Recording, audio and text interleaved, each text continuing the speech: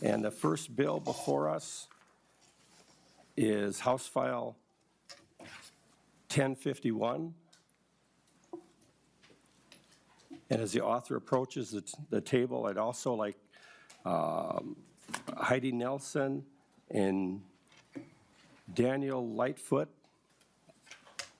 to have seats so that we can proceed in an orderly fashion.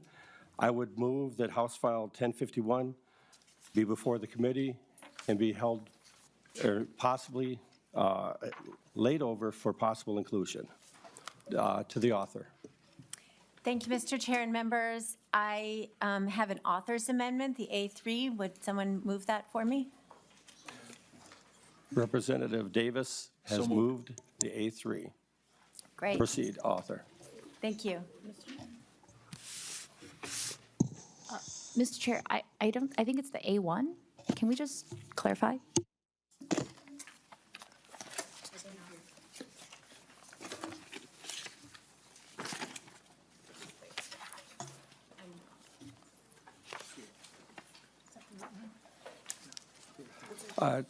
Representative Lee, in my packet, I have one that's H1051A3. Yes, Mr. Chair, that's correct. So you must be looking at a different bill. That's right. My apologies. Thanks. Okay, thank you. To the author. Thank you, Mr. Chair and members. I am bringing 1051 as amended, and the key point is as amended. So this is an update to the bill that was passed last session called the Sacred Settlements Act, which allows churches to put micro homes on their properties to help address homelessness. And I am fully in support of that mission. I really care about churches being able to live out their faith-filled identity and mission in the public square, and that is why I'm bringing this bill and this amendment. And so I think the original bill probably wasn't, after conversations, what I intended, so the A3 reflects my intentions. And so for those of you who only looked at the bill and not the amended version of the bill, I just want you to understand that my heart in this is to make sacred settlements work and be successful. And I think we need guardrails around that for that to happen. So my framework of reference for this is I have been active in my church my entire life. I have been on the board of my church's food shelf. I was a founding member of my church's food shelf board. And I also sent my kids to a church-based preschool. And churches can absolutely live out their mission in the public square and fulfill their faith identity while also being subject to reasonable health and safety regulations that are subject to other similar service providers. So the food shelf that I was on the board of, we had a very faith-filled mission, but we also had to make sure the freezer temperatures were right. We also had to make sure there were certain cleanliness standards. We also had to make sure fresh produce was only treated in certain ways. Similar with my kids going to a church-based preschool. There were health and safety regulations. There were staffing ratios, but that didn't impinge at all on their ability to carry out their faith mission. And so I just want the public to be very well aware of my commitment to ensuring religious liberty and to people pursuing their faith mission in the public square. That being said, there were problems that in discussions with advocates we came across and wanted to really work out the relationship between the city and the community. And so in the A3, we do require electric utilities. In the original Sacred Settlements bill, it was an or. And in talking through that with advocates, I think they also agreed that some level of electric utility to the unit is good and that that should be addressed by an actual electrician and make sure everything's safe. And then the other part is that cities can have a licensing requirement that cannot be more strict. And I have to tell you, members, we were working all weekend on an update to this amendment that would limit any city licensing requirements to what's already in landlord-tenant law in Section 504 of statute. And we just couldn't quite get it, honestly, this morning because I had committee right until noon. But we were literally working all through the morning to try and get this ready for committee. So my intention, and I'm sure you'll hear that from the advocates as well, is to keep working on this. And I really think there are positive things we can do that will strengthen the sacred settlement law, that will make it work well for churches and communities. And so I appreciate that it's being laid over. You have my commitment. We are all continuing to work on it, and I appreciate all the testifiers who come today. Thank you, Mr. Chair. Thank you. Now, members, before we vote on the A3, are there any questions about this specific amendment? Again, this is being laid over, and as you've heard, the author plans to continue to improve the bill with additional amendments. Seeing none, we'll renew Representative Davis's motion. All in favor of the amendment? Aye? Aye. Opposed? It has been amended. And is there anything further for the author? Otherwise, we will start with the testifiers. I'm happy to have the testifiers come. Okay, Heidi Nelson and Daniel Lightfoot. Please introduce yourself and give us your testimony. Thank you, Chair Kwan. My name is Heidi Nelson. I serve as the City Administrator for the City of Maple Grove. We're here to testify today in support of House File 1051 as amended, which was outlined by Representative Robbins. Just a bit of background about the rental licensing program in Maple Grove and with regard to how the sacred settlement legislation would work. Current sacred settlement legislation provides no state, county, or local licensing oversight. Similar types of housing, be it group living, homes with services, foster care, et cetera, are licensed by either the state or the county. Providing licensing oversight provides tenants with recourse for complaints if issues concerning the condition of the living situation arise. What we often find in Maple Grove is the rental licensing issues that we're dealing with are really helping to resolve tenant issues with their landlord in terms of life safety issues in their unit or just the conditions of how the unit is kept. In Maple Grove, rental properties receive a full inspection at the time of licensing and every 3 years thereafter. Items reviewed upon inspection are related to life safety concerns within the unit. The proposed legislation does not allow cities to make special requirements for rental licensing that only pertain to sacred settlements. Sacred settlements must be inspected under the identical guidelines that are used for either single-family homes or multifamily homes. For sacred settlements, areas to be inspected would include the units themselves to make sure they comply with state law, as well as common kitchen and restroom areas, as well as exterior areas that may cause safety concerns, those being sidewalks, parking areas, those types of things. In Maple Grove, as I mentioned, renters will often call the city to make complaints. If the complaints are about the physical issue with the property or the home, the city is able to intervene through the rental licensing process. Without a rental license, there's very little a city can do to address a complaint unless it was something of a criminal nature. Rental licensing is an administrative process in Maple Grove and does not require a public hearing or other formal approval process. If minimum standards are achieved and an inspection is passed, a rental license is provided. That's what I have to share with you with regard to our support of this legislation that would allow for a rental licensing program when a sacred settlement is located in a municipality. And I would stand for any questions. We're going to proceed through the testifiers, and we'll if you have any questions for them. Daniel Lightfoot. And the next two would be Mickey Elfenbein. I apologize if I didn't pronounce that right. And Lee Patton. You know, and if you're set up on the testifying, if you can sit in the chairs and get ready. proceed with introducing yourself and your testimony. Yeah, thank you, Mr. Chair, members of the committee. For the record, my name is Daniel Lightfoot with the League of Minnesota Cities. The League represents the collective interests of our 841 member cities across the state of Minnesota, of which, of course, the city of Maple Grove is one. I won't take a whole lot of the committee's time today, mostly here for some technical help, technical questions, if there are any. The League was fairly instrumental in working with many of the advocates that are before you today testifying in the creation of the Sacred Settlement Statute initially, and thus we've also been working with the City of Maple Grove, Representative Robbins, and stakeholders on this amendment.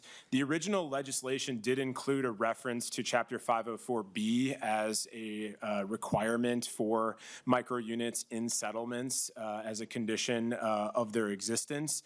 It was our understanding that the inclusion of Chapter 504B, which is the landlord-tenant statute, would allow a city to impose rental licensing much like they would for any type of rental building. Because of the construct of the statute itself, it was fairly limiting in terms of anything outside of that statute, which wouldn't be able to be done by a city. And so in working with the City of Maple Grove and advocates, we felt that to go back to sort of the original intent of the statute would be to expressly call out the ability for a city to impose rental licensing standards on units, as Ms. Nelson said, to ensure good outcomes on all settlements, as well as have some level of recourse if there was a tenant complaint to the city or to their housing provider, which is the faith community. That's something that wasn't covered in statute as a life safety issue, could still be reconciled by a city and have some ability for cities to compel a faith community to fix it. Let's say your smoke detector was broken or the steps up to your unit were broken, and if there wasn't since it wasn't called out specifically in statute as a standard for the unit and the settlement itself, and because the city wouldn't have an ability to impose rental licensing in existing statute, we felt that some clarification was necessary to allow, in a permissive way, a city that had rental licensing standards to also apply that rental licensing standard to settlements, while still not going outside of the parameters of the statute for settlements, as long as that life and safety piece was included there. So happy to continue to work on this language with advocates. You're going to hear from some very successful settlements that are already in existence in several cities across the state. And the goal here is just to ensure that all settlements, regardless of where they're created, regardless of which faith community creates them, are set up for success, and that tenants have recourse to work with cities to ensure that their units and the settlement itself maintain the requirements under statute. Thank you, Mr. Chair. Thank you. And next is Mr. Patton. And if Mr. Campbell can sit down. Mr. Patton. Mr. Chair, sorry, Mr. Elfenbeck? Oh, you're right. I'm sorry. The testifier can introduce himself. Am I next? Yeah, okay. So, Chair, members of the committee, thank you for the opportunity to speak. My name is Mickey Elfenbein. I'm the president of the Chapelwood Homeowner Association and represent the majority of the homeowners in Chapelwood and 4 other homeowner associations and 2 of the street homeowner communities. All of these are immediately adjacent to the proposed sacred community in Maple Grove. There's approximately 300 homeowners in this group. And I'm here to support of HF1051 because it ensures that the development of sacred settlements happens with proper oversight, community involvement, and municipal support, something that hasn't happened so far with the new sacred settlement that's proposed in Maple Grove. I want to be clear, though, supporting innovative housing solutions for those in need is important, but the current law allowing sacred settlements to bypass critical safeguards that exist for a reason. When a new settlement is proposed in our neighborhoods, residents deserve a voice in the process. Right now, local governments and the people most affected have not had their voices heard. HF 1051 corrects this by requiring meaningful community engagement before these settlements are approved. I don't think it makes legitimate reasoning why anyone would object to this unless they want to avoid any realistic oversight or scrutiny. Additionally, cities must be prepared to provide necessary services, emergency response, infrastructure, and social support. Without proper planning and coordination, we risk creating housing that lacks long-term sustainability. HF 1051 ensures that these settlements integrate effectively into our communities rather than being imposed upon them without adequate resources or oversight. So the bill is not about stopping sacred settlements, but making sure they're done right with transparency, accountability, and input from the people who live nearby. I urge you to support HF 1051 to create a fair, thoughtful approach to this important issue. Thank you. Thank you. And Ms. Pat? Yes, I am Mr. Patton. Mr. Chair and members, thank you so much for taking the time to hear us today. My name is Leah Patton. I'm the Executive Director of the Joint Religious Legislative Coalition. So our coalition is made up of 4 faith community groups in Minnesota. So that would be the Minnesota Catholic Conference, the Islamic Center of Minnesota, the Jewish Community Relations Council, and the Minnesota Council of Churches. So those 4 organizations get together, decide what faiths values we share, and what causes we can advocate for as a multi-faith community at the Capitol. So we were part of a group of advocates, some of which you'll hear today, that brought this bill forward and worked with Representative Hollins and Representative Ann New Brindley to get this passed a few years ago. So just a little bit of context. When Settled, who you will hear from today, came to us with this model, we were excited to get to advocate alongside them because for us, it was a way that we believe all 4 of our faith traditions are called to serve our neighbors and housing people that are unhoused and providing a community, which this model provides for people to help recover from trauma, get their feet under them. And we were overjoyed about that. So in that process, we believe that this is a religious freedom issue. So we believe that these churches, mosques, synagogues have a right to practice their faith in this way. However, we also acknowledge that the city has a compelling interest, which is the religious freedom precedent language, a compelling interest to protect the health and safety of residents. So the thinking behind this bill was to establish that health and safety standard preemptively outside of a legal process that would have determined that as well. So there is a permitting process that the cities go through, or that the communities go through with the cities to establish the settlement that was geared towards that. And it was a successful process. I want to acknowledge Dan Lightfoot and the League of Cities and how instrumental, as he said, that they were in establishing that language over about 3 or 4 years that we worked on the bill. And that's a kind of a little bit of context. We understand that the cities, with the current language that's in statute, are uncomfortable with the oversight that is provided in the bill with the permitting process, and that they'd like a little bit more clarity on what that oversight can be. We agree that the city definitely has a right. It's one of the most important things that they do to ensure the health and safety of residents. And we appreciate that Representative Robbins and the cities have been more than willing to talk to us and get to some sort of resolution. So we'll continue to talk about this and see if we can find a solution that works for everyone and creates a statewide standard while also ensuring health and safety of residents. So that's all I got. Thank you. Yeah. The next would be Ricky Campbell, Michael Stetzler, and then Meredith Campbell. All right, Chair Quam, members of the committee, thank you so much for your time today. Grace and peace to you this lovely afternoon. I know you've got a ton of work ahead of you, and so I just recognize that this time is precious. So thank you so much for allowing us to speak. My name is Ricky Campbell. I represent Settled. We're an organization of families, individuals, churches, people who really believe that part of the work of churches, of the local church, of faith communities, is to love and serve and care for the poor. And we do that through a few ways. We're kind of known as the tiny home people.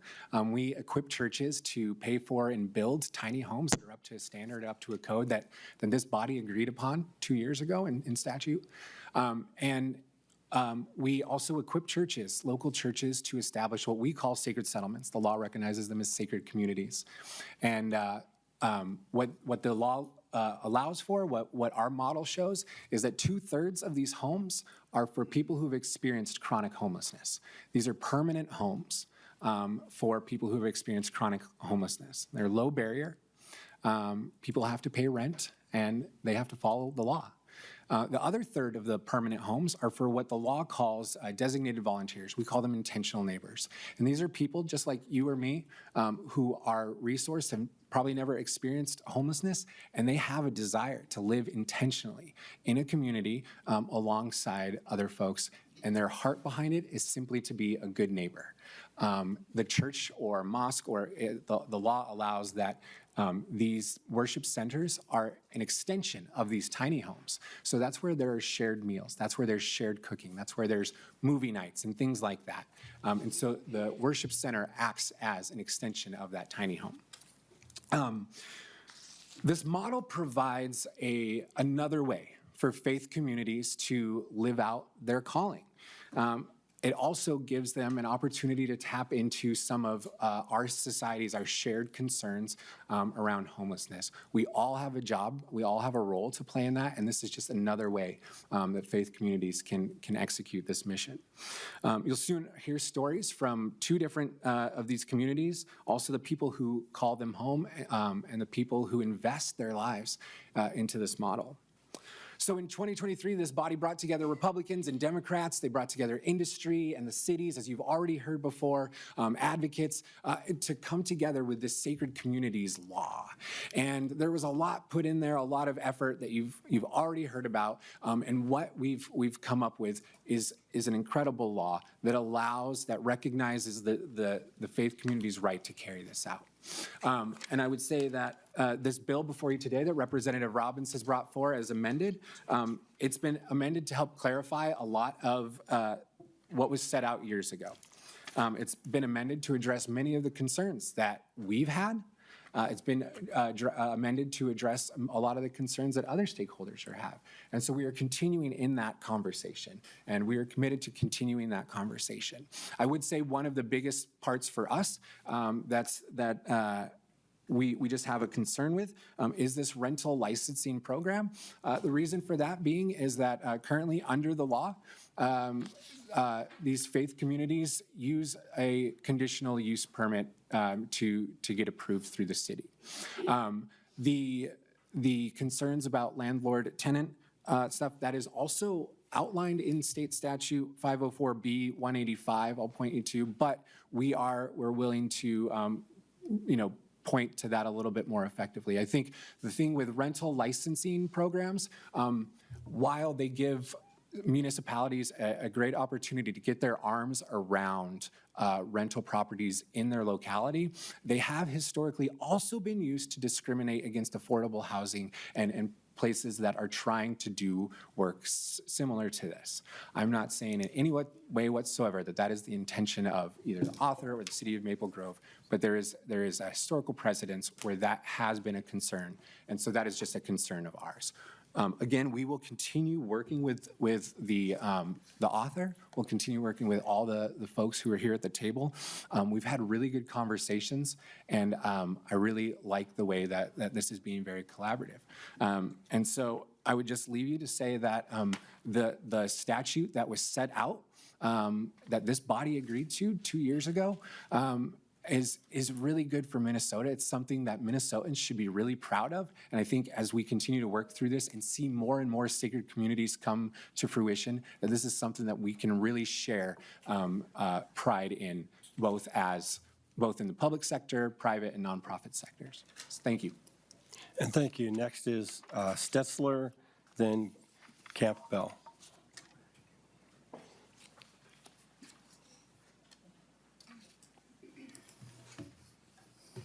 Thank you. Introduce yourself and proceed. I'm Michael Stetzler. I'm the former president of the Congregation Council at Prince of Peace Lutheran Church in Roseville. We're the church up on the hill overlooking Central Park. For those of you that don't know, drive by sometime. We're on Victoria and County C. Thank you, Mr. Chair, members. First of all, I want to echo everything that Ricky said about the legislation. We are so grateful that this legislature passed the statute that enabled us to continue forward in this mission that we were called to. A little history. I was the president of the congregation back when the pandemic was at its roar. And a lot of things happened in our congregation, and we went through a lot of soul searching. I did a lot of work on trying to reframe our mission, vision, and values. And guess what? We got a long way down that road, and then all of a sudden, Valerie came along.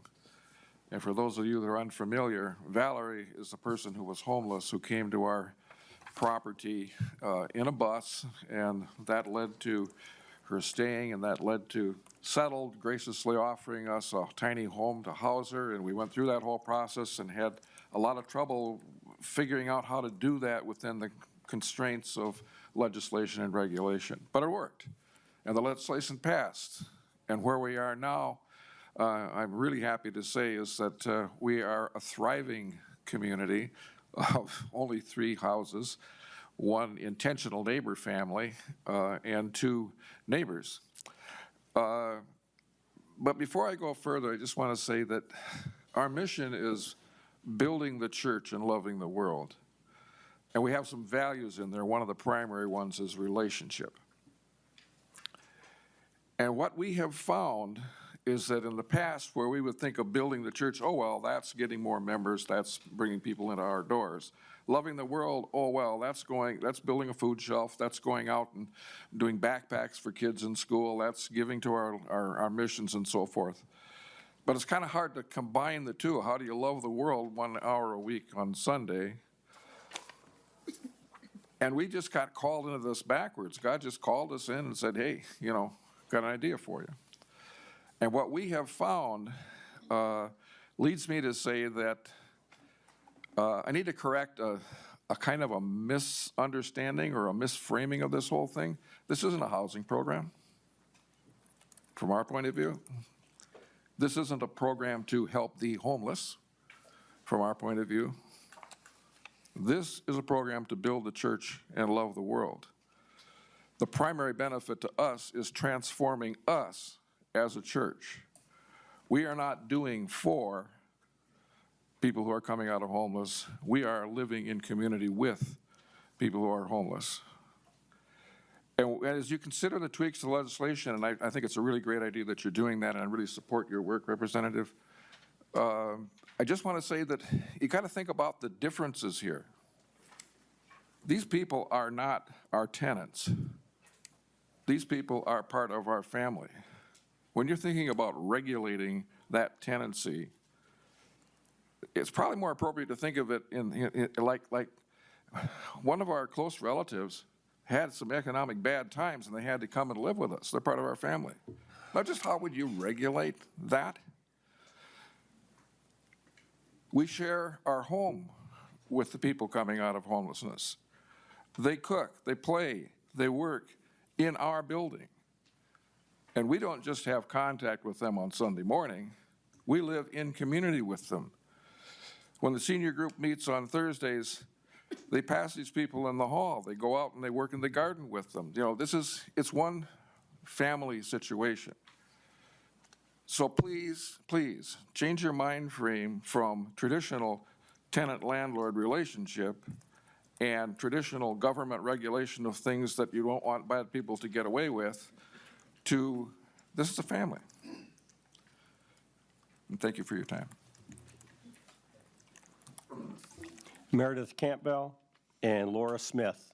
And Laura, you can sit in the empty chair if you wish to. Please proceed with your introduction and your testimony. Thank you. Thank you. Good afternoon, Mr. Chair and members. My name is Meredith Campbell, and I lead Sacred Settlement Mosaic, a permanent, intentional, tiny home community. Mosaic Christian Community is a church of the Nazarene on the east side of St. Paul, and our mission is to mobilize and equip the community of Christ into a lifestyle of hospitality. And our Sacred Settlement has 6 tiny homes. 4 of those homes are for neighbors who have experienced chronic homelessness. And 2 of those homes are for intentional neighbors, as you heard, people who have not experienced homelessness, who are resourced, who choose to move into the neighborhood to be that support and that friend.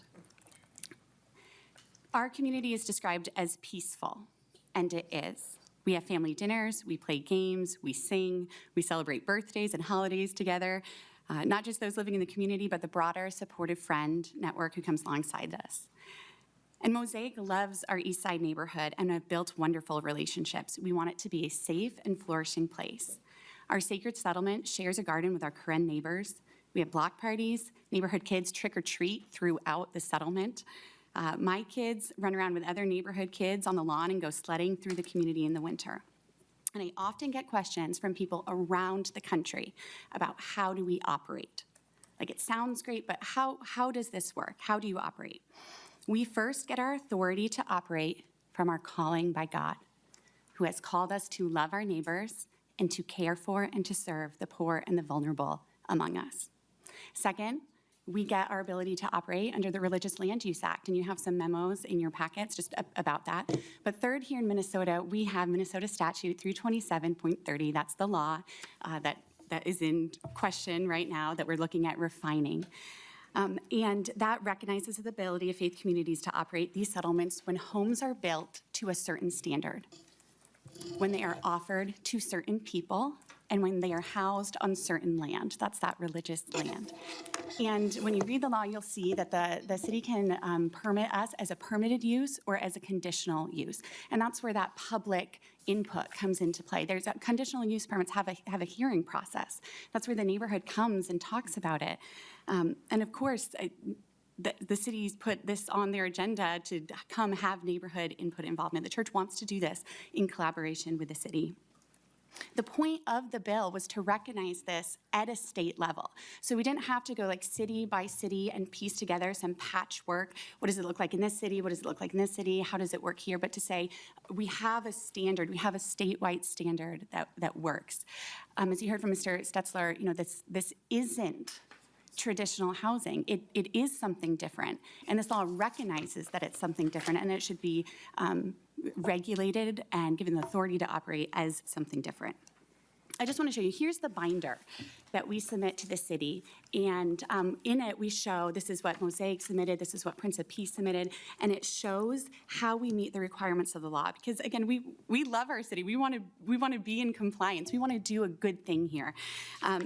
So it has things in here like our contact person, our insurance, inspections of the home by NOAA. That's the National Organization of Alternative Tiny Homes. It has our emergency plan in there, and this is what we give to the city because we want them to know that we're here, that we're operating, and that we're meeting the requirements of the law. And under current law, we're also subject to landlord-tenant law, and this is the handbook, and you've seen it in the bill. That's that 504B. And this is the Landlord's Guide to Minnesota Law. And it covers things like what a lease needs to look like, what an eviction process looks like, how to perform necessary maintenance, how to collect rent, tenants' right, including the right of tenants to ask for inspections. So what a tenant can do under 504B, as I understand it, is that they can make a request to the city and say, there's whatever the complaint is, and then the city can inspect it. I understand that this bill has come a long way, and I really appreciate Representative Robbins for working on the language. And I do understand that this is new, and there might be some clarifying changes that need to be made to the law so that we all really have a good understanding of what the roles are.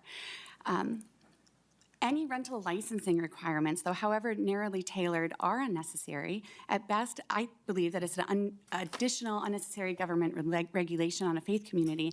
And at worst, I think it really could be used to intimidate or to delay faith communities from implementing these communities. Again, I'm not saying that's the intention, but that could be the result. I'm not quite sure the language of the amendment in front of you, but even if the language were to put us in the category of, say, a single-family rental property, we don't even meet those requirements. We're a tiny home. We don't look like a single-family unit, so we're not going to meet, those certain standards. The idea is that we have something different, and it is that 32730 statute and the building requirements that are in there. So on that you said, we've seen our relationship with our East Side neighbors flourish. We've had people come to the church and start attending because they are interested in what we are doing. We have had neighbors of no faith and of different faiths stop by and introduce themselves, eager to learn more about the good work that's going on. We have had people move into the neighborhood because they have heard about the Sacred Settlement, because they have wanted to get involved, and because they wanted to live near it. And this is good work. It's good work happening in us, in our families, and in our neighbors who came off the streets and have a place to call home. So I would just ask that you let us continue it without any unnecessary burdens or government interference. Thank you for your time. Thank you. Next testifier is Laura Smith. Would David Doran and Mark McNeely please come up to the testifiers? Yes. Ms. Smith, please proceed, introduce yourself, and testify. Good afternoon, Chair and committees. I'm Laura, and I'm here today because the past 2 years I have gained friends and family through Sacred Settlement Mosaic. The homes, they are tiny, but they also come with other humans who have big hearts. They also come with tiny humans, kids, like short people. They rock out loud. Not that midgets are bad, but I just wanted to clarify. No, the kids and stuff who I get to see all the time, who I get to play with, eat with, blow bubbles with, the whole community's just been phenomenal. We have movie nights, we host block parties, and hand out candy on Halloween. We also all dress the same, which is real fun. We were Legos last Halloween. We try to be good neighbors together and to the neighborhood around us. It's not easy for me to be here today talking to all of you, but you're very welcoming and I appreciate that. I believe this model is worth speaking about because it's not just the church. It's about the human being. It's about humans being able to learn to live together. Thank you for this opportunity. And I thank them for the opportunity of living there. I had been chronically homeless for a while, and I can go to my neighbor and borrow them a cup of sugar. I know they didn't ask, but it is such a close community, and though things may not be written in laws and such, I know if I have any issue with, fire alarms or any of that jazz, they've always been go above and beyond to make sure things are taken care of. And I appreciate this opportunity for you guys to let me speak. And Mosaic rocks out loud. So does Prince of Peace, though. We get to visit them a lot, and I going to try to stop talking now. Okay. Thank you again. And thank you. David, if you can introduce yourself and start your testimony. Yeah, I'm David Doran. Good afternoon, Mr. Chair, members of the committee. I live at Sacred Settlement Mosaic also. Before moving in 2 years ago, I lived in the woods. I was put out after my brother lost his housing that I was sharing with him. But now I'm finding stability again at Mosaic and with people who are getting to know me. I went from guarding all my food to being a cook who gets to help host dinners and barbecues. And I went from getting my stuff stolen from a tent in the woods to gaining security in a home where my door locks and I can rest easy. I went from constantly looking over my shoulder in fears of being mugged to seeing people every day who care for me and some who even give me hugs. Now I'm giving back. I was recently elected to the governing board of Heading Home Ramsey, which is Ramsey County's continuum of care. I bring my experience, knowledge, and resources to help county officials, local nonprofits, and other community leaders address homelessness right in our backyard. All of us want safety and security. We all want to live meaningful lives. Sacred Settlement Mosaic and the Sacred Communities Law provides ways for all of that to happen. Thank you for your time. And thank you very much. Mr. McNeely. Thank you. Thank you for giving me the opportunity to speak today. My name is Mark, but I go by Junior. I have lived in the Sacred Settlement at Mosaic for more than 2 years. What is it? It's a tiny home community church on the land of the east side of St. Paul. I spent about 10 years living in the streets and the woods.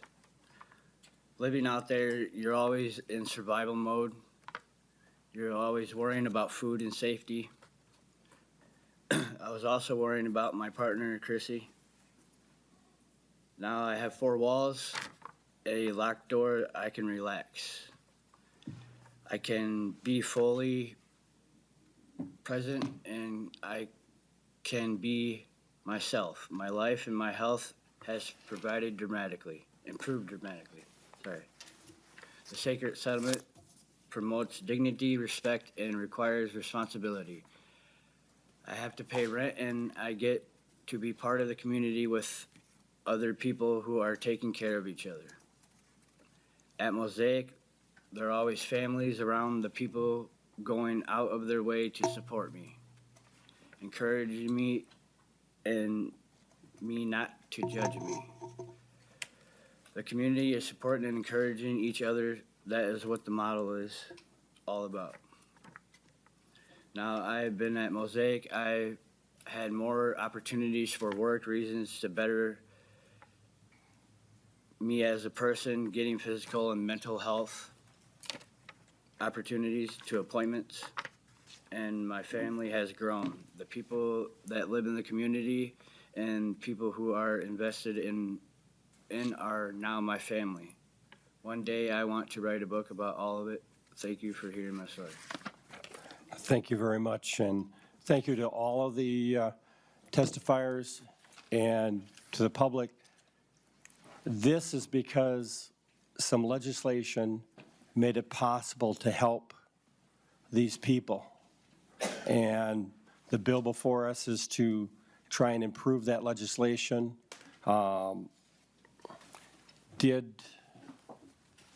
We did pass the amendment. Representative Coulter.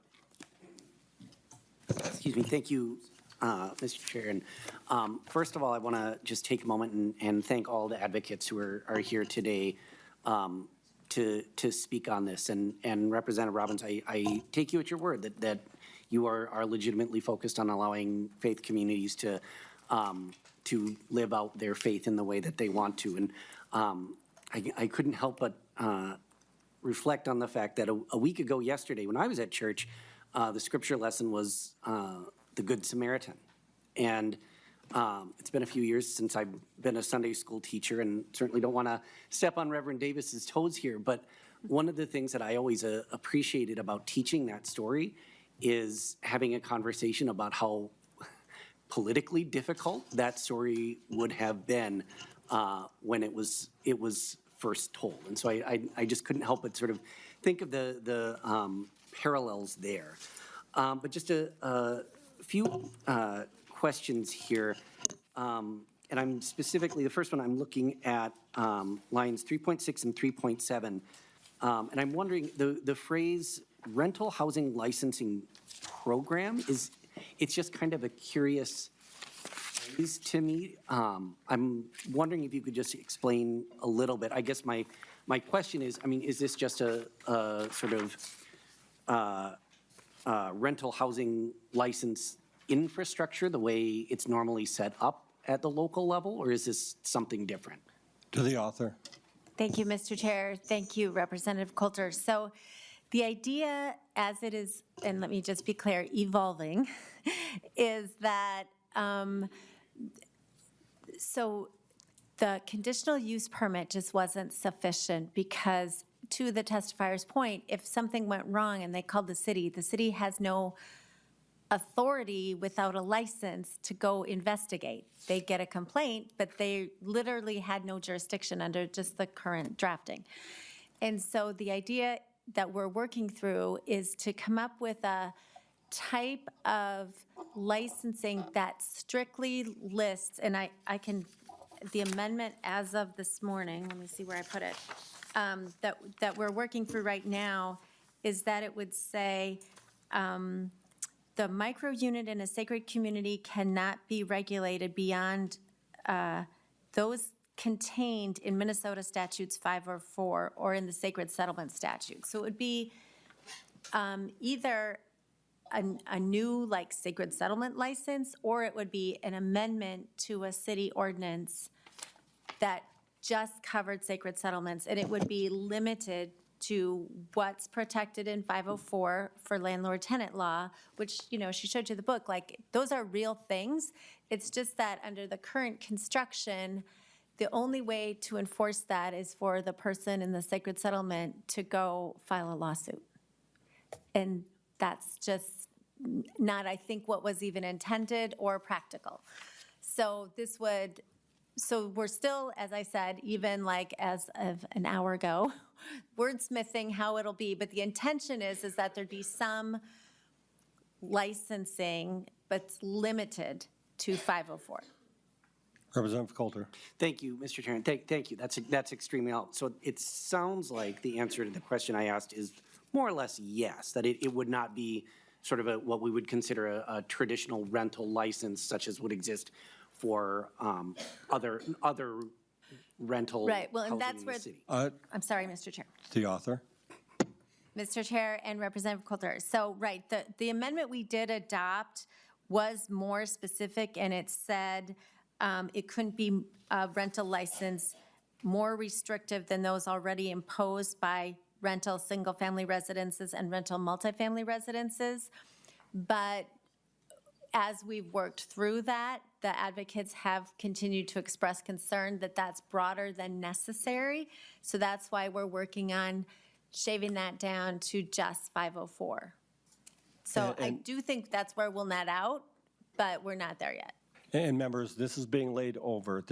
As it's obvious, we've got a very broad group of people working towards peace in the valley, and everybody, really cares about making this assistance the best thing it can be. Did you have an additional question? Yeah, just a couple more. And thank you, that's helpful. And I think that does help me, as somebody who spent 5 years on a city council going through these kinds of approvals, that's helpful to understand kind of what the vision is for what this looks like. And so I guess I'm going to have to sort of shift a little bit how I was going to ask this other question, because, usually when we're talking about rental housing, new rental housing that's being built, there may be, rezoning and all of that related to the development itself. But, rental licenses, and I think your city administrator mentioned it, are administrative processes. There's usually not, for a rental license, a public hearing or anything like that.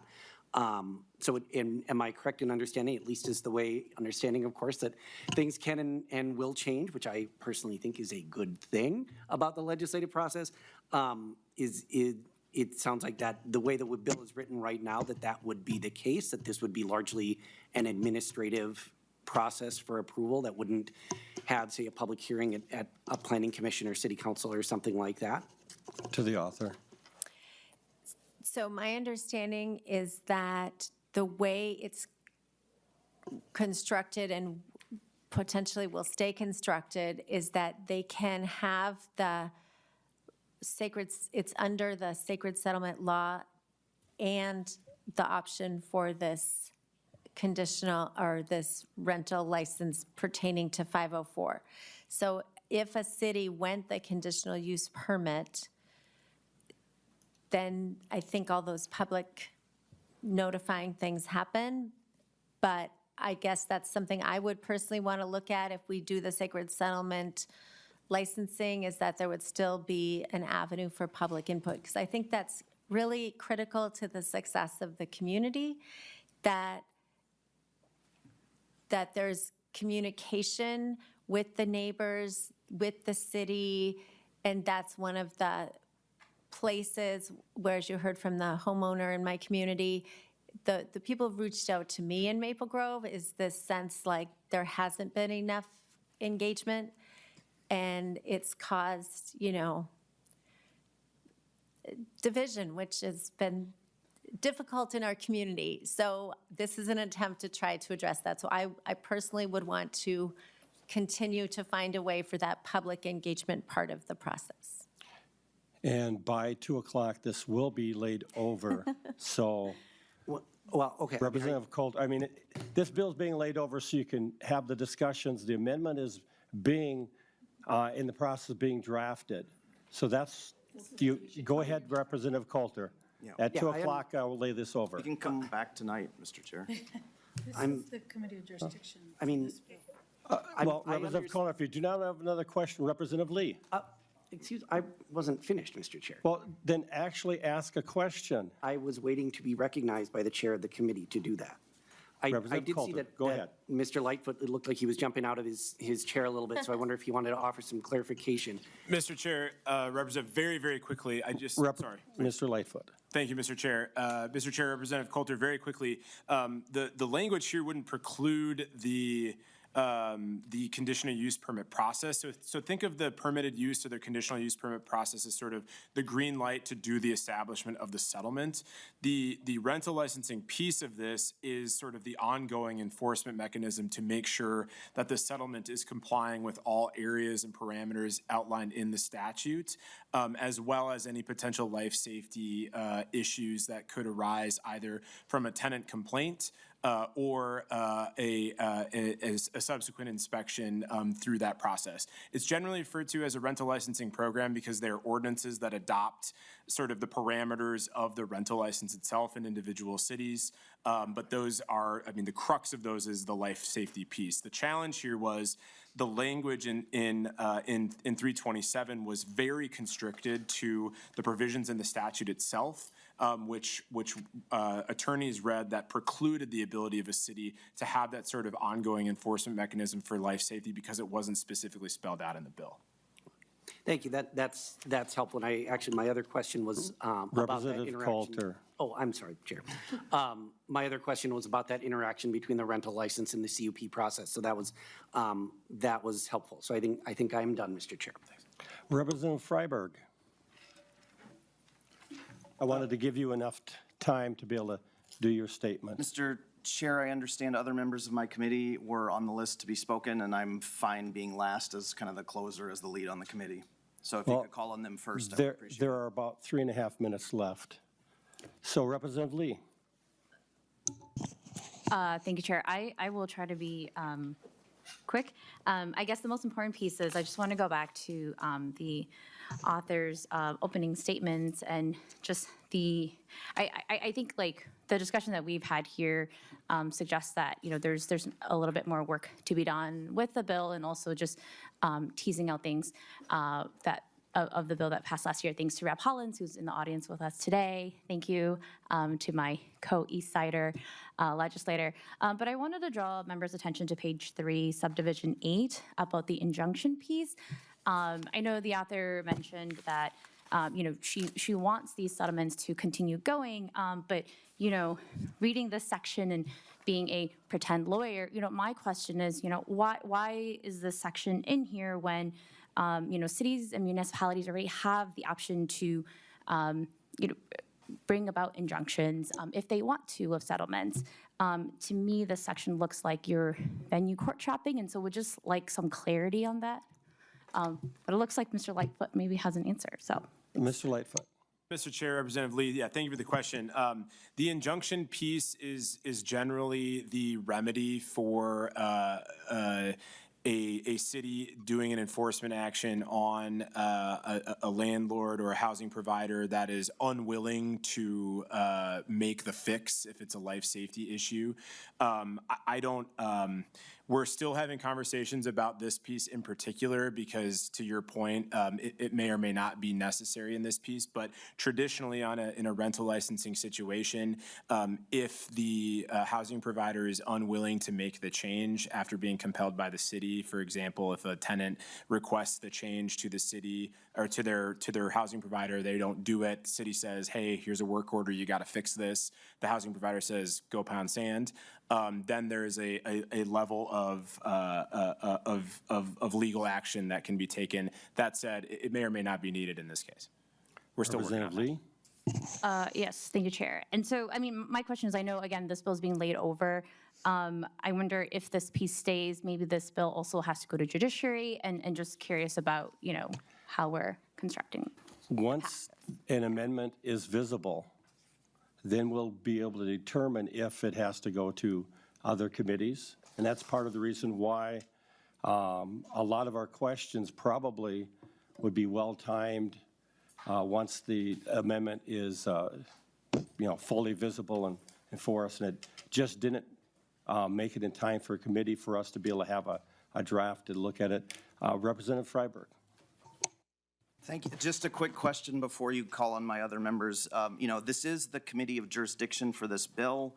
Like, we have all the stakeholders here in the room to discuss it right now as we speak. So this seems like the appropriate time for our members to be asking questions. We don't know what form it might come back in. We don't know whether the stakeholders will be available at that point. So I think we should take this opportunity to fully discuss this bill. If we have to come back tonight, I'm fine with that. I know the bill that's next on the agenda was also laid over to the evening last time, so we're all prepared to do that. So I'd appreciate it if you would go through the list and call on the other members on my side. Representative Freiberg, we do not even have the exact language of the amendment, so therefore it's going to have to be laid over no matter what. So it being time, the bill is now laid over. Mr. Chair. Ask for a roll call vote. Next will be, Mr. Chair, I move that the committee stand in recess, and I ask for a roll call. okay, roll call. Whether we're going to be in recess or not. Chair Quam, No. Vice Chair Altendorf, No. Representative Acomb, Yes. Representative Coulter, Aye. Representative Davis, No. Representative Gordon. No. Representative Greenman, Aye. Representative Lee, Yes. Representative McDonald, No. Representative Roach, No. Representative Vernig, Yes. 6 nays, 5 ayes. Mr. Chair, It I move that fails. the committee adjourn, and I request a roll call. Let's take a roll call.